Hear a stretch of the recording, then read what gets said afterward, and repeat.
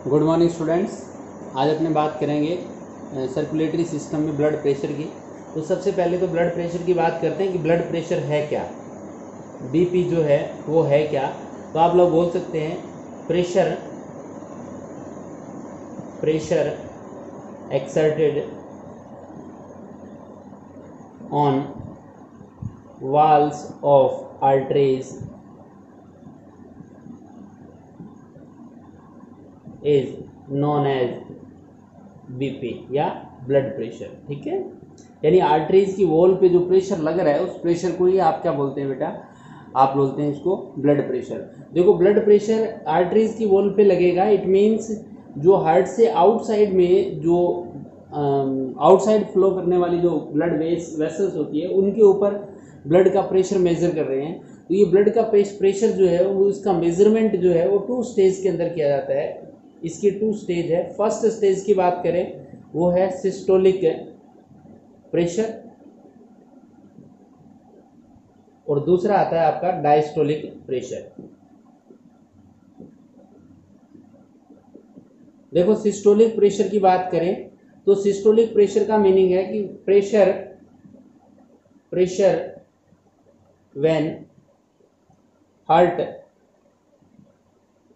systole और we can say heart जो उसके अंदर क्या हो बेटा, कॉन्ट्रैक्शन हो। और कॉन्ट्रैक्शन भी हार्ट के अंदर पर्टिकुलर बात करें तो वेंट्रिकल्स के अंदर बात करते हैं। ये किसके अंदर, वेंट्रिकल्स के अंदर। आर्टरीज के प्रेशर का यहाँ कोई मीनिंग नहीं है। यहाँ जो हार्ट सिस्टोल प्रेशर की बात करेंगे वो आपके वेंट्रिकल्स कॉन्ट्रैक्शन की बात करेंगे। और ये जब आप मेजर करते हैं तो ये आता है अप्रोक्स 120 mmHg, यानी 120 mm जो पारा होता है Hg होता है उसके का जितना प्रेशर होगा उस प्रेशर के इक्वल होता है, यानी 120 mmHg। और डायस्टोलिक प्रेशर की बात करें व्हेन वेंट्रिकल्स जो है वो क्या हो, रिलैक्स हो, तो ऐसी कंडीशन में जो प्रेशर होगा उसको आप क्या बोलेंगे, डायस्टोलिक प्रेशर बोलेंगे। और जब इसको मेजर करते हैं तो ये आता है अप्रोक्स 80 mmHg, यानी इतना डायस्टोलिक प्रेशर जो है वो आता है। तो इन दोनों को मिलाकर ये आप क्या बोलते हैं, बीपी बोलते हैं। और इसकी लिमिट जो ह्यूमन बीइंग की बात करें अंदर तो इसकी 120/80 जो है वो इसकी मेजरमेंट होती है। 120/80 इसकी मेजरमेंट में आप कंसिडर जो है वो करते हैं। तो एक बार आप इसका स्क्रीनशॉट जो है वो ले लें बेटा।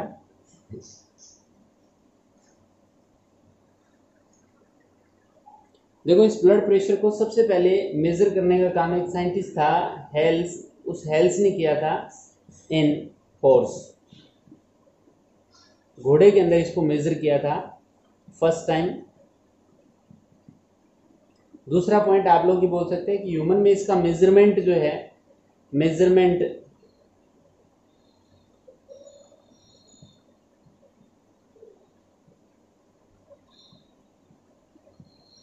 इन ब्रेकियल आर्टरी।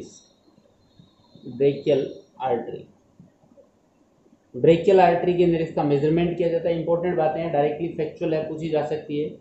इसके अलावा आपसे इंस्ट्रूमेंट पूछा जा सकता है। इंस्ट्रूमेंट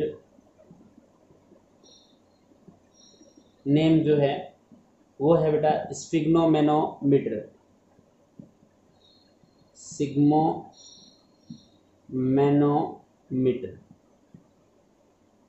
यानी जो बीपी मेजरमेंट करने के लिए इंस्ट्रूमेंट काम में लेते हैं उसका नेम है स्फिग्नोमेनोमीटर। ठीक है, और सबसे पहले आपके हेल्स ने हॉर्स के अंदर इसको मेजरमेंट किया था। इस बीपी को कौन अफेक्ट कर रहा है, मान लो किसी पर्सन के अंदर बीपी जो है, आपने कहा कि सर 120/80 जो है वो रेंज रहती है ह्यूमन के अंदर, नॉर्मल कंडीशन के अंदर बात करें तो इस बीपी रेंज को अफेक्ट करने वाले कुछ फैक्टर्स हैं जिनमें से आप लोग बात कर सकते हैं। एक फैक्टर आता है एक्सरसाइज की बात करें तो एक्सरसाइज जो है ये हमेशा क्या करेगी, बीपी को इंक्रीज करवा देगी। ठीक है, इसके अलावा इमोशन है, एक्साइटमेंट है, ये भी बीपी को क्या करा देंगे, इंक्रीज करवा देंगे। इसके अलावा बात कर सकते हैं कि ब्लड वेसल्स कॉन्ट्रैक्ट हो जाए तो भी बीपी क्या हो जाएगी, क्योंकि ब्लड वेसल्स के ऊपर प्रेशर किसका लग रहा है, हार्ट का तो लग ही रहा है, इसके अलावा ब्लड वेसल्स खुद कॉन्ट्रैक्ट हो जाएगी तो बीपी क्या हो जाएगा, इंक्रीज हो जाएगा। इसके अलावा यदि आप अपने स्टैंडिंग कंडीशन में हैं तो बीपी क्या हो जाएगा, इंक्रीज हो जाएगा। और यदि आप लोग नॉर्मल सिचुएशन में है तो इसमें बीपी थोड़ा सा क्या रहेगा, लो रहेगा। स्टैंडिंग में हाई रहेगा और नॉर्मल रिलैक्स कंडीशन के अंदर जो है उसमें बीपी जो है वो लो रहेगा। जो सेक्स हार्मोन्स है वो भी बीपी को क्या बढ़ाते हैं, थोड़ा सा बढ़ा देते हैं। मोटापा जो है, ओबेसिटी जो है, क्योंकि उसमें कोलेस्ट्रॉल डिपॉजिट हो जाता है, वो भी क्या कर देता है, बीपी को इंक्रीज कर देता है। तो ये बीपी से रिलेटेड कुछ बेसिक सी बातें हैं, आप लोग अपने मॉड्यूल को भी साथ साथ रीड करते रहें। कुछ ज़्यादा इंपॉर्टेंस जो है इसमें रहेगी तो किसकी रहेगी कि किसमें मेजरमेंट करते हैं, इंस्ट्रूमेंट का नेम क्या है, सबसे पहले किसने मेजरमेंट किया, और ह्यूमन बीइंग के अंदर इसकी रेंज जो है वो क्या रहेगी। ये अपने कुछ इंपॉर्टेंट बातें हैं। तो एक बार आप इसका स्क्रीनशॉट लें, बीपी से रिलेटेड जो 2-3 बातें और हैं बेटा। इसके अलावा आप लोगों ने कई नेम सुना होगा पल्स का, पल्स रेट या पल्स जो है वो क्या आती है। तो देखो जनरली आप लोगों को याद रखना है कि हायर लिमिट ऑफ, या आप लिख सकते हैं systolic pressure minus diastolic pressure जो कर दोगे आप लोग, तो आपके पास जो रेंज आएगी यानी 120 माइनस 80, तो आपके पास जो है पल्स रेट जो है वो कितने आ जाएगी, 40 आ जाएगी पल्स रेट। ठीक है, ऐसे इसको निकाल सकते हैं। दूसरा, पल्स कैसे मेजरमेंट करते हैं, यानी ये डिफरेंस होता है between systolic pressure and diastolic pressure. और इसके अलावा जो आपकी पल्स रेट है उसको लेफ्ट जो आपकी क्या बोलते हैं, रेडियल जो आर्टरीज होती है, रेडियल आर्टरी ऑफ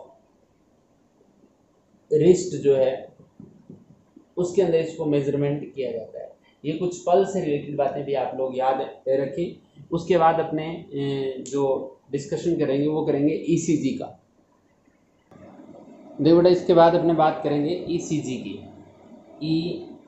ईसीजी, देखो पहला पॉइंट तो ये है कि इस ईसीजी की फुल फॉर्म आपसे एग्जाम में पूछी जा सकती है, वो है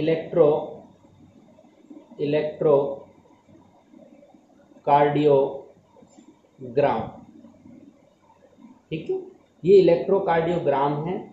और इस ईसीजी के अंदर जो अपने को वेव्स मिलती है, वेव्स ऑन पेपर पे जो वेव्स मिलती है, या जो यूं मान लें कि जो ग्राफ मिलता है, उस ग्राफ को आप बोलते हैं नॉन एज इलेक्ट्रोकार्डियोग्राम। इसी को क्या बोलते हैं, इलेक्ट्रोकार्डियोग्राम बोलते हैं। और दूसरा पॉइंट ये आता है कि इसके अंदर जो मशीन या instrument used known as electrocardiograph. यानी इलेक्ट्रोकार्डियोग्राफ तो जनरली इंस्ट्रूमेंट है, और जो इलेक्ट्रोकार्डियोग्राम जो है वो जो अपने को ग्राफ लाइक स्ट्रक्चर मिलती है उसको ग्राम बोलते हैं। ध्यान रखें, ये थोड़ा सा आप लोगों को ऐसे लग रहा है कि सर ग्राफ वाला तो जो पेपर पे ऑब्टेन होगा वो होगा, और जो ग्राम होगा वो इंस्ट्रूमेंट होगा, बट ऐसा नहीं है। इंस्ट्रूमेंट जो है उसका नेम है ग्राफ, और जो इलेक्ट्रोकार्डियोग्राम है वो अपने को जो ग्राफ मिलते हैं उनके लिए ये यूज करते हैं। होता क्या है, इस ईसीजी के अंदर, इलेक्ट्रोकार्डियोग्राम के अंदर आप मेजरमेंट किसका करते हैं, इलेक्ट्रोकेमिकल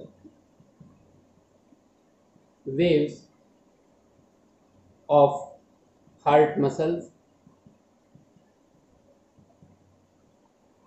are measured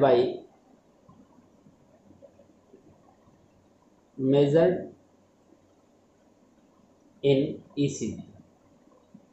ठीक है, इलेक्ट्रोकेमिकल वेव्स जो होती है, यानी कि आप लोग बोल सकते हैं कि हार्ट की मसल्स के अंदर जो मैसेज पास आउट होता है, जो इम्पल्स ट्रांसमिटेड होता है, उस इम्पल्स को मेजर करने का जो सिस्टम है उसी को आप क्या बोलते हैं, ईसीजी बोलते हैं। और सबसे पहले ये ऑब्जर्वेशन जो है एक साइंटिस्ट था, Waller observe it first of all, सबसे पहले वेलर ने इसको ऑब्जर्व किया था। इसके अलावा फादर माना जाता है इसका, फादर ऑफ इलेक्ट्रोकार्डियोग्राफी, ये माना जाता है एंथोवेन। किसको माना जाता है बेटा? एंथोवेन को इसका फादर जो है वो माना जाता है। इसके अलावा आप ये बोल सकते हैं कि ये ईसीजी जो है वो हार्ट की इलेक्ट्रिक एक्टिविटीज को अपने जो है वो शो कर रहा है, ठीक है। और इस ईसीजी के अंदर आपको जो वेव ऑब्टेन होती है, वेव जो मिलती है अपने को, वो किस टाइप से, चलो उस वेव की बाद में बात करेंगे। पहले अपने देखते हैं कि ईसीजी के अंदर जो लीड यूज करते हैं वो कहाँ लगाते हैं, कौन से पार्ट पे लगाते हैं। Lead from this instrument attached to the chest। देखो इसके अंदर वैसे 3 लीड जो है वो नॉर्मली काम में ले जाती है। इसके अलावा आजकल कॉम्प्लेक्सिसिटी को चेक करने के लिए ज़्यादा भी लेते हैं। तो इसमें से एक तो होगी कहाँ पे, चेस्ट पे, एक आगे होगी रिस्ट पे, रिस्ट पे, और इसके अलावा एंड लेफ्ट एंकल जो है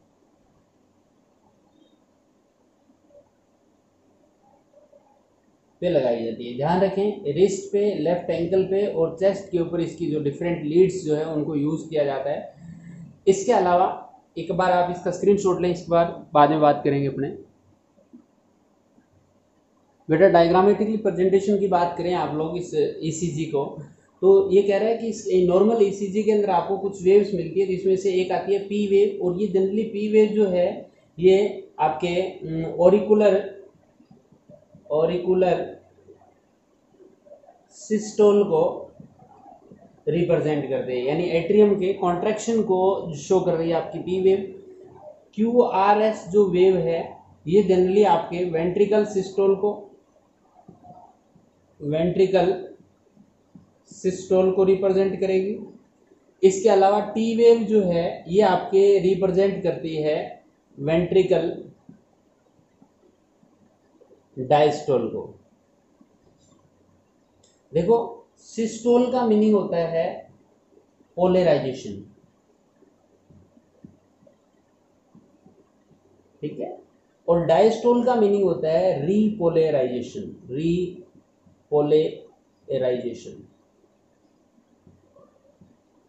ठीक है, रीपोलराइजेशन और पोलराइजेशन की कंडीशन आप लोग ध्यान रखें। ये जो डीपोलराइजेशन इसको बोलेंगे, री नहीं, डीपोलराइजेशन की कंडीशन है, ठीक है। अब देखिए सबसे पहले ये कह रहा है कि जो पी वेव होती है, जैसे ही आपका एट्रियम जो कॉन्ट्रैक्ट होगा, एट्रियम कॉन्ट्रैक्ट कितने सेकंड के लिए हो रहा है आपको पता है, 0.1 सेकंड के लिए ही कॉन्ट्रैक्शन होता है। उस टाइम ये पी वेव जो है, पी पीक जो है वो आएगा। उसके बाद ये जो कंडीशन है, यानी difference between P to Q जो कंडीशन है, पी टू क्यू इंटरवल जो है वो जनरली क्या करता है, एट्रियम रिलैक्सेशन को शो कर रहा है। उसके बाद क्यू आर एस जो पीक है वो वेंट्रिकल सिस्टोल को रिप्रेजेंट कर रहा है। ये अपने को पता है 0.3 सेकेंड के लिए वेंट्रिकल सिस्टोल जो है वो हो रहा था। उसके बाद आप बोलेंगे सर एस टू टी ये जो इंटरवल आ रहा है ये वेंट्रिकल के डीपोलराइजेशन को रिप्रेजेंट करेगा, और फिर ये जो टी है, ये टी जो है वो एक टाइप से इनके डीपोलराइजेशन को यानी डायस्टोल को ही कंडीशन को रिप्रेजेंट कर रहा है, टी वेव जो है वो। इसके अलावा पी टू आर इंटरवल जो है कंप्लीट हार्ट को रिप्रेजेंट कर रहा है।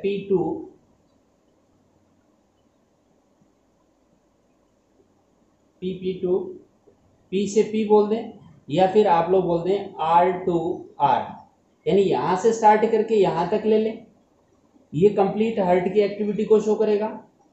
या फिर यहां से इसके बाद में इस टाइप से यहां भी कंडीशन वापस पीक पॉइंट आएगा। इस ईसीजी देखना आप कभी किसी पेशेंट की, तो इसमें आर टू आर की बात कर ले, ये भी किसको रिप्रेजेंट करेगा, पी टू पी। और आर टू आर जो कंडीशन है या इंटरवल जो है, interval represent complete complete heartbeat, complete heartbeat को रिप्रेजेंट करने का काम जो है करेगा। तो एक बार आप इसका स्क्रीनशॉट लें ईसीजी का। इस ईसीजी में आप लोगों ने कई बार देखा होगा या मूवी के अंदर देखा होगा, जो साउंड आती है पी पी पी इस टाइप से, मतलब हार्ट की एक्टिविटी को मेजरमेंट करने की जो साउंड है वो अपने को मिलने वाली है। तो एक बार इस ग्राफ को ध्यान रखें आप लोग कि इसमें किस कौन कौन सी चीज़ों को रिप्रेजेंट कर रहा है। तो एक बार स्क्रीनशॉट लें इसका। बेटा इसके अलावा बात करते हैं अपनी use of ECG, use of ECG. ECG के कुछ यूज जो है अपने को याद रखना है। ईसीजी जो है उसका एक यूज है, it helpful in measurement of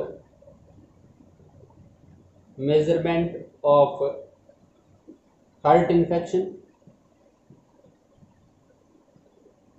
heart infection को मेजरमेंट में हेल्पफुल है। इसके अलावा आप बोल सकते हैं कि ईसीजी जो है डायग्नोसिस पैथोलॉजिकल डिसऑर्डर जो होते हैं या वो इन्फेक्शन वाली बात आ गई, आप लोग इसी को देखें। इसके अलावा कुछ हार्ट डिजीज है, heart disease like coronary artery. देखो आपको पता है कोरोनरी आर्टरी कौन सी थी, उसकी डिजीज।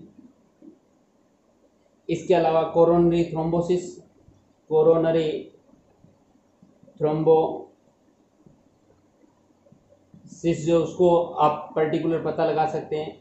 पेरिकार्डियसिस डिजीज का, पेरिकार्डिटिस डिजीज जो है उसका आइडिया जो है आप लोग किससे लगा सकते हैं बेटा, या माइकोर्डिटिस जो डिजीज है उसका आइडेंटिफिकेशन आप किससे लगा सकते हैं, इस ईसीजी से लगा सकते हैं। इसके अलावा ईसीजी से रिलेटेड एक पॉइंट नोट डाल के ये भी लिखने वाला है स्पेशली कि ईसीजी जो है उस वो ब्रॉड आती है इन ब्रेडिकार्डिया। देखो एक डिजीज आती है ब्रेडिकार्डिया।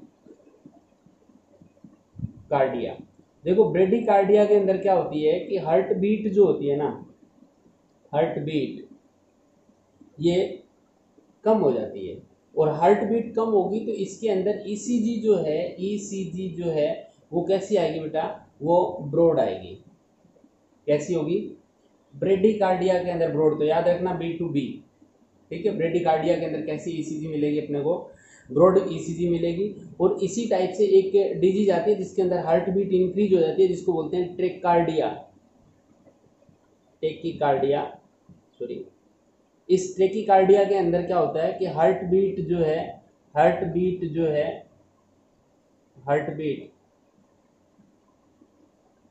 ये इंक्रीज हो जाती है, और हार्ट बीट इंक्रीज होगी तो ऐसी सिचुएशन में ईसीजी जो है वो नैरो आएगी। ध्यान रखें, पूछा जाने वाला क्वेश्चन है, ये इंपॉर्टेंट पॉइंट है, ध्यान रखें थोड़ा सा। इसके अलावा आप लोगों से पूछा जा सकता है कि जो टी वेव फ्लैट हो जाए, टी वेव इज फ्लैट, चपटी हो जाए, तो ऐसी सिचुएशन में ये शो कर रहा है इन हार्ट अटैक, या हार्ट अटैक को शो करेगा। ध्यान रखें इस बात को कि हार्ट अटैक के अंदर टी वेव जो है वो क्या हो जाती है बेटा, फ्लैट हो जाती है। तो एक बार आप इसका जो स्क्रीनशॉट ले लें कि ईसीजी के यूज जो है वो कहाँ है, यानी हार्ट डिजीज को आइडेंटिफिकेशन करने के लिए एक डायग्नोस्टिक फीचर की फॉर्म में या डायग्नोसिस की फॉर्म में इसको काम में लिया जाता है ईसीजी को। एक बार आप इसका स्क्रीनशॉट लें।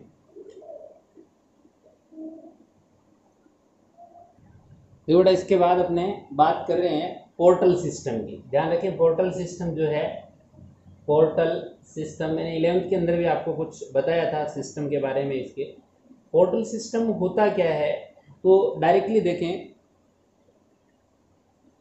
When which don't carry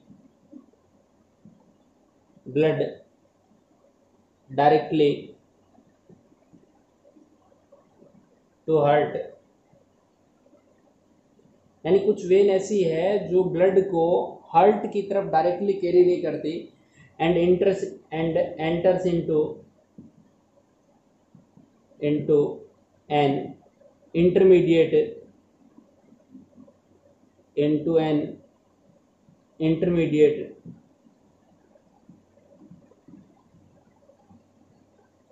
organ called as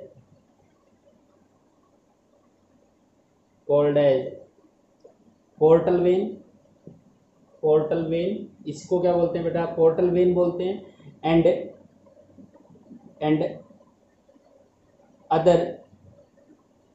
other component of this vein are collectively known as portal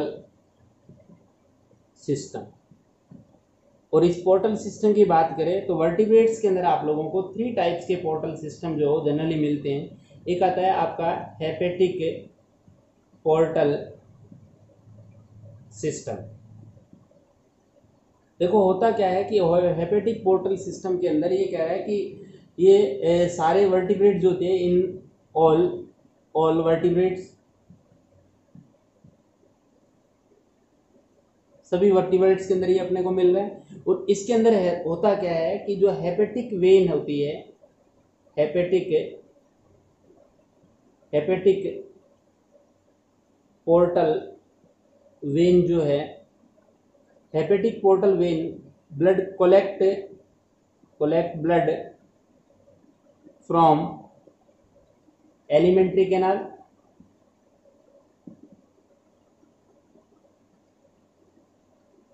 and enters into liver. यानी ये एलिमेंट्री कैनाल से ब्लड को कलेक्ट करके डायरेक्टली हार्ट में ले जाके पहले किस में चली जाएगी बेटा? ये लीवर के अंदर चली जाएगी। और लीवर को आप हेपेटिक ऑर्गन भी बोल रहे थे, तो इस हेपेटिक में जा रही है, लीवर में जा रही है, इसलिए वजह से इसको बोल दिया हेपेटिक पोर्टल सिस्टम। और इस हेपेटिक पोर्टल सिस्टम का बेनिफिट जो है, वो फायदा जो है वो क्या रहेगा, यूज क्या रहेगा? मान लो यूज में ये लिख देता हूं, सपोज एक्सेस अमाउंट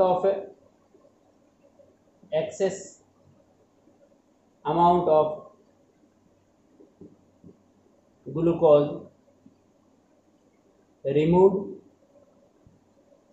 यानी एक्सेस अमाउंट में जो ग्लूकोज है उसको क्या कर देंगे? ब्लड से रिमूव कर देंगे। क्योंकि आपने फूड लिया, फूड के अंदर जो ग्लूकोज था या फूड जो था उसका डाइजेशन हो गया, डाइजेशन होने के बाद एब्जॉर्प्शन हुआ, एब्जॉर्प्शन होते ही वो डायरेक्टली किस में जाएगा? लीवर में जाएगा। अब ब्लड के अंदर ग्लूकोज मेंटेन करने का काम किसने कर दिया? लीवर ने कर दिया। क्योंकि ब्लड कहाँ गया बेटा? लीवर में गया। Liver excess amount of glucose को क्या कर लेगा? स्टोर कर लेगा। सपोज दैट एलिमेंट्री कैनाल के अंदर कोई अमीनो एसिड था या कोई अदर ग्रुप था जो मान लो आपके एक टाइप से टॉक्सिक मटेरियल की तरह से बिहेव कर रहा था, या अमोनिया जो थी उसका डीएमिनेशन करने का काम भी कौन करवा देगा? ये पोर्टल सिस्टम करवा देगा। एक तो ये हो गया। दूसरा आप लिख सकते हैं deamination of amino acids and formation of urea formation का काम हो जाएगा। इसके अलावा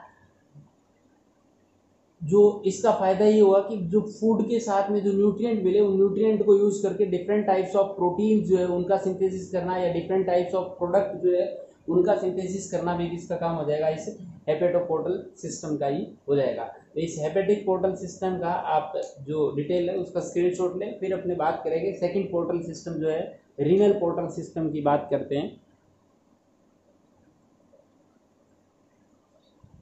देखो बेटा, इसके बाद सेकंड जो पोर्टल सिस्टम है उसकी बात करें तो वो आता है आपका रीनल पोर्टल सिस्टम। देखो रीनल पार्ट बोलते हैं किडनी को। तो आप बोलेंगे कि सर इसमें ब्लड जो है वो हार्ट में जाने से पहले बॉडी से किस में जाएगा? किडनी में जाएगा, और किडनी के बाद में कहाँ जाएगा? हार्ट में जाएगा। तो सबसे पहले तो अपने बात करते हैं कि प्रेजेंट किसके अंदर रहता है? Present in lower vertebrates like fish and amphibians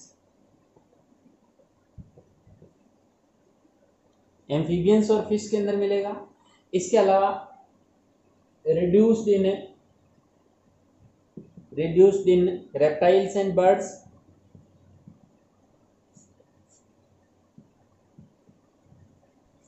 इसके अलावा एब्सेंट इन मैमल्स। देखो एग्जाम के अंदर पूछा जा सकता है कि मैमल्स के अंदर रीनल पोर्टल सिस्टम में एब्सेंट क्यों होता है, due to the presence of four chambered heart।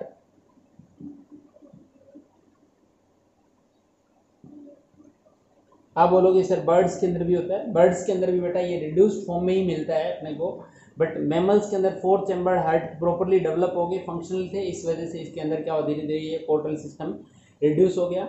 इसके अलावा ये जो पोर्टल सिस्टम है इसके अंदर ब्लड जो है first of all body part जो है बॉडी टू किडनी जाएगा, और किडनी के बाद किस में जाएगा, हार्ट के अंदर एंटर करेगा। तो किडनी में जा रहा है इसलिए इसको बोल दिया आप लोगों ने रीनल पोर्टल सिस्टम। तो एक बार इसका भी स्क्रीनशॉट लें।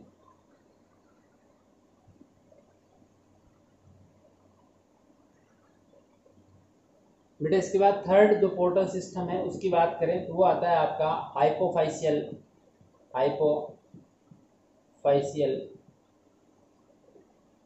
Portal system. देखो इस हाइपोफाइशियल पोर्टल सिस्टम को आप लोग दूसरा नेम भी दे सकते हैं, वो पिट्यूट्राइन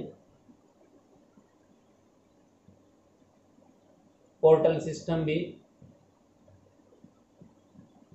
नेम दे सकते हैं। देखो हाइपोफाइशियल पोर्टल सिस्टम या पिट्यूटरी पोर्टल सिस्टम जो है वो होता क्या है, जनरली क्या होता है कि आपका ये हाइपोथैलेमस जो है उस हाइपोथैलेमस से जो वेन निकलती है वो वेन डायरेक्ट हार्ट के पास ब्लड ना लेके पहले जाएगी पिट्यूटरी ग्लैंड के अंदर, पिट्यूटरी ग्लैंड के अंदर। अब क्या होता है कि हाइपोथैलेमस जो है वो मास्टर ऑफ मास्टर ग्लैंड होता है, यानी इसको एचएम बोल सकते हैं, हेड मास्टर बोल सकते हैं। इसके जो हार्मोन्स होते हैं वो इस ब्लड के साथ मिक्स होकर किस में जाएंगे, पिट्यूटरी के पास, और पिट्यूटरी फर्दर क्या हुआ, अदर हार्मोन्स जो है उन हार्मोन्स का सिक्रीशन जो है are secreted by this gland as stimulus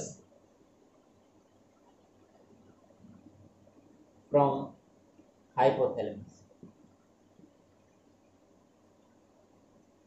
देखो हाइपोथैलेमस का जो भी ब्लड के साथ मैसेज आएगा पिट्यूटरी के पास, उसके अगेंस्ट ये क्या करेगी, हार्मोन्स का सिक्रीशन जो है वो पिट्यूटरी ग्लैंड करेगी। देखो होता क्या है, इस पिट्यूटरी ग्लैंड को हाइपोफाइसिस सेरिब्राई भी बोलते हैं, पिट्यूटरी ग्लैंड का दूसरा नेम है हाइपोफाइसिस सेरिब्राई।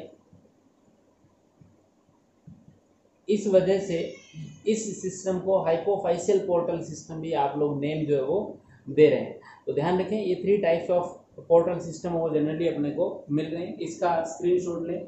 ये जो वीडियो रहेगा बेटा वो अपना इतना ही रहेगा। इसके बाद अपने जो टॉपिक चल रहा था उसका मैं डिटेल आपको दोबारा से देता हूँ। सबसे पहले आप लोगों ने किया कि सर ब्लड सर्कुलेटरी सिस्टम जो था उसका डिस्कशन चल रहा था।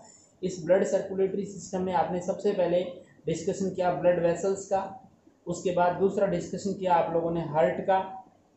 अब हार्ट का सारा डिटेल हो गया, इसके अंदर कंप्लीट हो गया। अब थर्ड जो पॉइंट इसमें बचा हुआ है वो अपना बचा हुआ है ब्लड, यानी इस ब्लड सर्कुलेटरी सिस्टम के अंदर इंपॉर्टेंट पार्ट जो है लिक्विड कनेक्टिव टिश्यू की फॉर्म में जो ब्लड है, उस ब्लड का डिस्कशन जो है वो अपने नेक्स्ट वीडियो में करेंगे।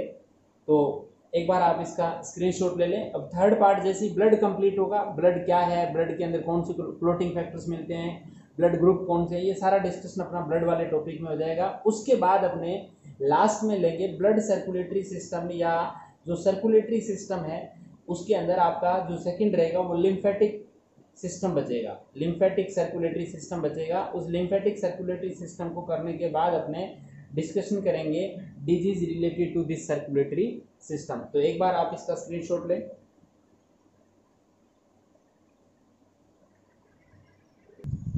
देखो बेटा ब्लड सर्कुलेटरी सिस्टम में आपका थर्ड पॉइंट जो है वो है ब्लड, या लिक्विड कनेक्टिव टिश्यू का। तो सबसे पहले देखें ब्लड के अंदर कुछ थ्योरी है, मैं उसका डायरेक्ट डिस्कशन कर रहा हूँ यहाँ पे। ये कह रहा है कि ब्लड जो है वो स्पेशल कनेक्टिव टिश्यू है consisting of A fluid matrix. इसके अंदर ज़्यादातर फ्लूइड ही अपने को प्लाज्मा की फॉर्म में मिलने वाला है एंड फॉर्म्ड एलिमेंट्स। इसके अंदर मैट्रिक्स मिलेगा और उसके अंदर कुछ अदर एलिमेंट्स मिलेंगे जिनको WBC, RBC, प्लेटलेट्स जो है, अदर न्यूट्रिएंट्स जो इनके अंदर अपने को मिलने वाले हैं।